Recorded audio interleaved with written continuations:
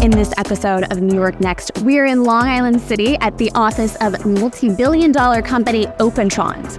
They make robots for scientists. They've already saved taxpayers millions doing COVID testing. They've already gotten a check from Bill Gates, and they are well on their way to making pharmaceuticals 100-fold cheaper. Let's go check it out.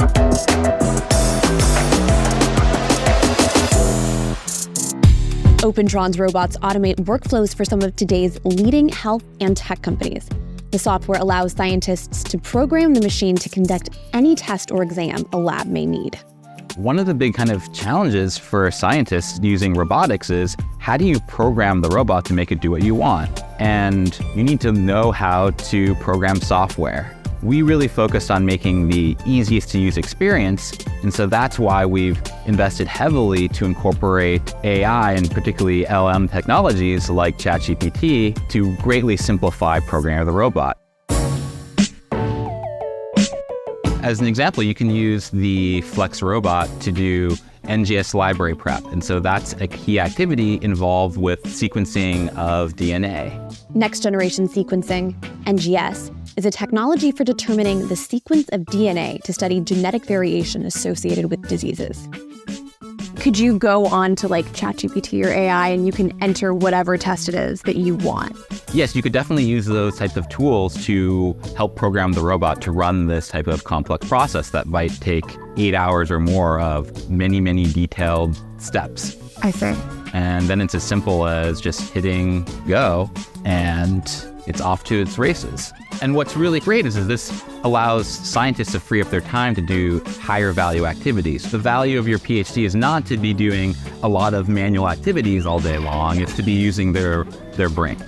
We understand you saved the New York taxpayers some money, which we love to hear. During COVID, we all were a bit kind of frustrated by the lack of timely and affordable COVID testing. And so using about 40 of our robots, we set up a COVID lab actually right here, where we provide the majority of all COVID testing for the city of New York, testing over 15 million people and bringing down the cost of that testing more than 80% relative to other options, saving everybody in New York and taxpayers in general billions of dollars.